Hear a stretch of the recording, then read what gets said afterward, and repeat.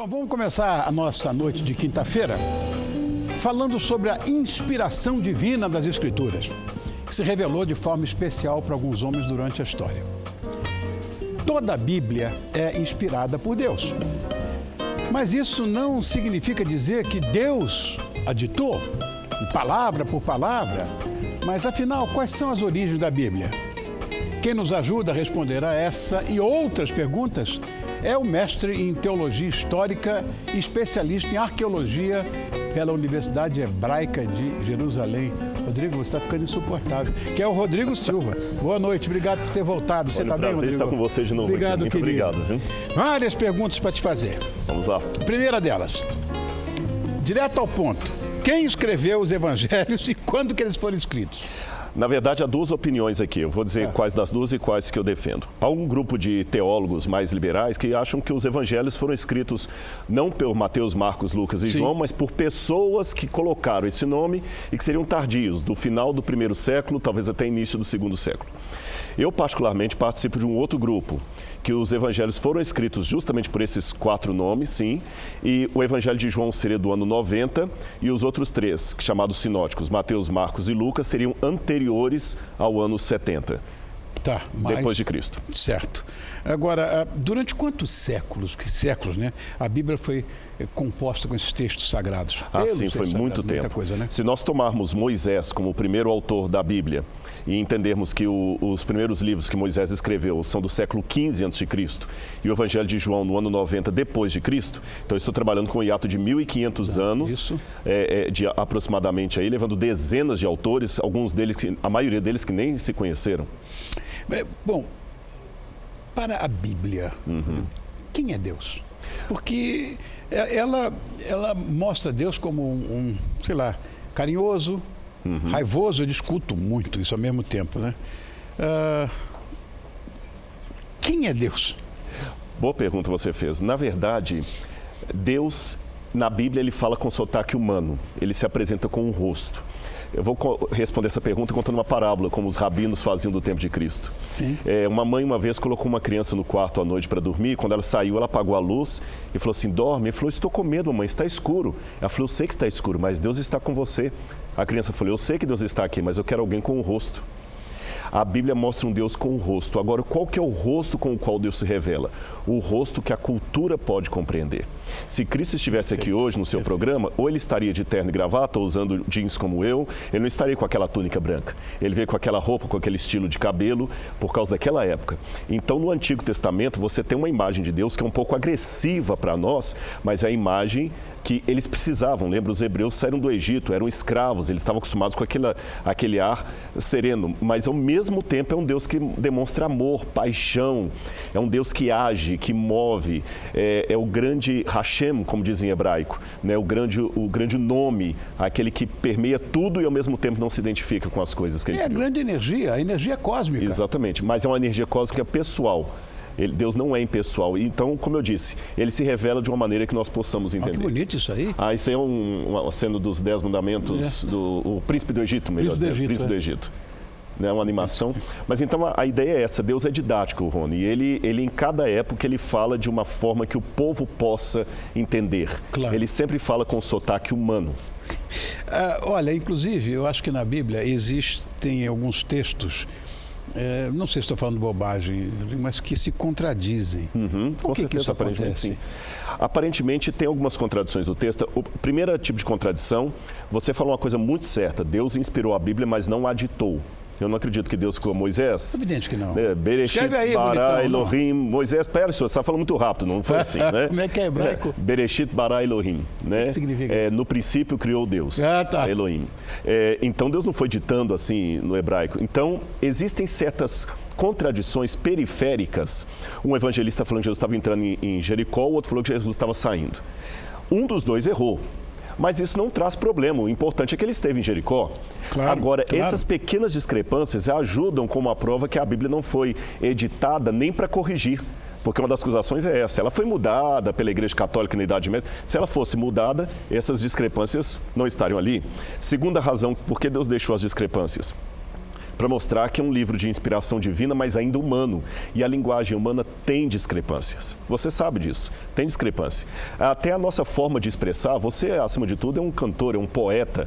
Você sabe que na poesia, às vezes, você não consegue encontrar palavras para descrever um sentimento.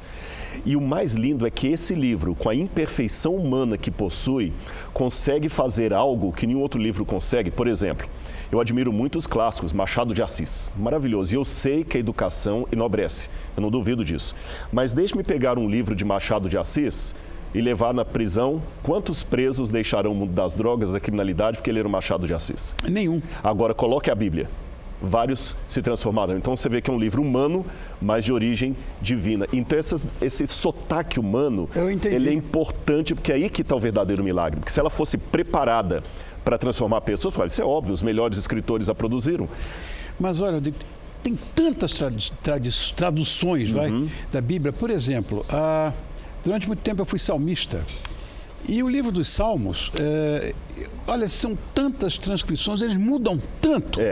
Que isso não confunde, não complica? Deixa eu falar só uma frase sobre os Salmos, porque já que você mencionou, os Salmos são uma das partes mais fascinantes da Bíblia, porque em toda a Bíblia é Deus falando do homem. E vou te dizer por quê.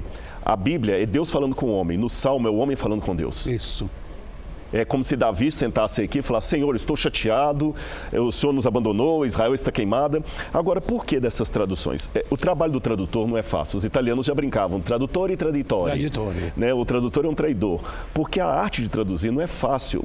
Eu vou dar um exemplo da sua área, já que você falou salmos são música. Se traduz poesia? Não. Não. Você faz uma versão. E essas versões, quer dizer, na verdade, por exemplo, o 23, que é o meu salmo predileto, o Senhor é meu pastor, nada me faltará, ele tem um monte de textos que se diferenciam. Exatamente. Até no original hebraico, quando se diz o Senhor é meu pastor, nada me faltará, o sentido não é que eu vou ter tudo, uma casa com um helicóptero no fundo do quintal e um submarino na minha piscina, não. Claro. O Senhor é meu pastor, de nada terei falta. Agora, hoje nós temos uma vantagem, porque como você tem uma Bíblia mais em linguagem jovem, outra numa linguagem mais poética, outra mais... Agora, todas são... Não existe tradução perfeita. Eu sugiro às pessoas o seguinte: Bíblia não é para ser lida, é para ser meditado de maneira gostosa. Claro. E pegue várias versões. Pegue a Ave Maria, a Bíblia de Jerusalém, a João Ferreira de Almeida, a nova versão internacional. Faça um estudo da Bíblia. Agora, uma coisa, Rodrigo, nós vivemos num mundo hoje absolutamente chato, em que não se pode fazer nada, porque tudo é politicamente incorreto, porque tudo é ecologicamente incorreto. Uma chatice. Isso me incomoda profundamente. No entanto, na Bíblia, existem relatos de casais incestuosos, por exemplo. Até porque, na época, era comum, né, os familiares, se relacionarem entre si, se cabe isso. Na verdade, por exemplo, vamos pegar o caso do Egito. Você pega a história egípcia, os faraós sempre casavam irmãos com irmãos. Irmão com irmão, é verdade. Né? A Hatshepsut casou com o meio-irmão dela, né? Foi. E vários deles, assim... Grande faraó, menina, né? Sim, uma mulher faraó, né? Porque ela não queria justamente aceitar a situação ali do Tutmosis III. Embora tenha usado até a barbinha postiça. A barba postiça e vestido roupas de homem. De homem, é verdade. Quando estava em público. Bom, então ali, como Moisés viveu no Egito... Ele pegou aquela cultura, ficaram 200 e tantos anos no Egito os hebreus, é lógico que eles apreenderam aquela cultura. E você vê, por exemplo, a mãe de Moisés, Joquebede, casou com o sobrinho. Foi. Não é isso? Você vê o sobrinho. No caso de Abraão também, ele era casado com a meia-irmã dele. Agora, devemos lembrar uma coisa. Lembra que eu falei que Deus é didático? E o que a gente aprende numa questão de didática? Se a pessoa está nas primeiras letras, um cantor, até ele chegar a um Rony Von da vida, ele vai passar por primeiros estágios, onde ele cometerá determinados erros que você não vai aceitar no estágio mais avançado. Então Deus também vai progressivamente cuidando do povo, e algumas coisas que você toleraria nos anos iniciais, você não aceita. Não sei se você está compreendendo onde que eu estou querendo chegar. Quando você está numa escola, você não vai exigir do primeiro anista o conhecimento do quarto anista. Você vai deixando, ele vai cometer alguns erros ali que são normais, lá na frente ele já tem que ter corrigido aquilo. Então Deus foi tratando com o povo assim, passo a passo ensinando. Então algumas coisas, algumas práticas que Deus não aceitava, ele tolerava circunstancialmente por causa da ideia da época. E depois, com o tempo, ele foi corrigindo. Não somente isso, os homens tinham 2 mulheres. Depois eles falaram, olha, não é bom vocês fazerem isto, os homens tinham essas relações incestuosas, como você mencionou. A Bíblia não endossa tudo o que ela descreve, isso é importante ser dito. Olha, é um livro histórico. Eu me lembrei que você trouxe aqui algumas coisas, algumas relíquias já, e algumas dessas relíquias comprovam, na verdade, muita coisa. Hoje, é moda hoje no mundo inteiro, isso já aconteceu algumas vezes, a total descrença da existência de Jesus de Nazaré. É uma lenda e tudo. Olha, isso aí, claro. Por exemplo. Isso aqui é uma coisa muito interessante. E eu estou apresentando no seu programa, eu acho que em programa de televisão no Brasil, é a primeira vez que essas duas coisas vão aparecer. Opa, então porque fala. Esse aqui tem um mês que foi descoberto em Israel. Né? Tem um mês. Isso aqui é um pedaço de selo que foi escavado em Jerusalém, no sudoeste, perto do Templo Monte, onde provavelmente é o Palácio de Davi, Elat Mazar está escavando, e encontraram um pedaço de um selo real. O que está escrito aí? Aqui em cima não dá para ler porque está apagado. Aqui está Lamed, que é pertencente a em hebraico, e Ishayahu, Lamed, que é Le, Nav, Ishayahu é Isaías. Pertencente a Isaías, pertencente ao... Parece que é a palavra profeta, faltou uma letra. Aqui está escrito Nav, se tiver Navi com Aleph no final, que é profeta, só que a última letra está apagada. Então, assim, eu vou falar que existe 50% de chance desse ser um selo original do profeta Isaías. Uau! O que eu não posso afirmar com segurança que é? Duas coisas. A primeira parte de cima está quebrada e a última letra não aparece aqui. Está Nav, pertencente ao Nav. Falta o Aleph. Falta o Aleph. Então eu não sei se está escrito realmente Navi, que seria profeta. Então nós temos uma coisa interessante. Ainda que não seja o profeta Isaías, nós temos um nome de... Claro, né? Claro. Tem mais uma outra relíquia aí, Tatá, para mostrar? E esse aqui é mais interessante porque esse foi... Mas está escrito em grego. Esse é em grego. Esse aqui é em grego. Isso aqui, eu recebi a notícia disso enquanto estava vindo para cá. Olha! Exatamente. Então você pode falar para os telespectadores que estão nos assistindo que isso aqui é inédito mesmo. É o seguinte... Quando eu vim ao programa da outra vez aqui, eu fiz uma menção, você me perguntou sobre os papiros bíblicos e tudo mais, eu falei que o mais antigo que nós tínhamos era um papiro Johns Rylands, Johns Rylands porque está na biblioteca de Johns Rylands, mas ele é do 2º século, era do Evangelho de João.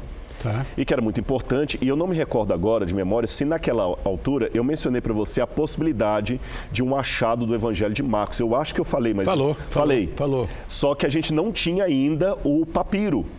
A pessoa que descobriu não tinha autorização, porque tem questão de copyright, direitos autorais para fotografar, de apresentar em público.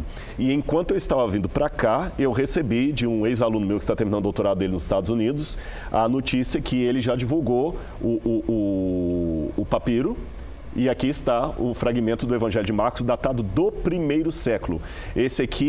Isso aqui é uma prova que eu posso dar que os evangelhos são anteriores ao ano 70. É que você falou isso agora. Que eu falei, exatamente. E esse aqui é pelo menos 50 anos mais antigo do que o que eu mencionei no seu programa. Aqui eu estou vendo a palavra baptisei, que é a palavra batismo, está aqui 1, 2, 3, na terceira letra. Estou vendo. Baptisei, que é batizar, né? Alguma coisa assim. Nem eu li ainda, porque eu acabei de receber. Sensacional. Galileia, está escrito ali em cima. Então, eu acabei de receber isso enquanto estava vindo para cá no celular, falei com a Andreia e eu falei, olha, vou dar um furo de reportagem no programa do Furamos, né? Esse aqui é um furo. Não saiu nem em revista, nem lugar nenhum isso ainda. Rodrigo, só tenho que te agradecer, um prazer pedir que você volte aqui, mais, viu? Você tem voltado, né? Mas deixar sempre essa porta aberta para essas coisas que são fascinantes. E eu gosto muito. E para mim é um grande prazer estar com você. Eu admiro muito a sua pessoa e o seu trabalho. Obrigado. Olha, o Rodrigo Silva, ele é especialista em arqueologia pela Universidade Hebraica de Jerusalém. Socorro. Obrigado, Rodrigo, por ter vindo. Muito obrigado. Foi muito legal essa pauta. Obrigado mesmo.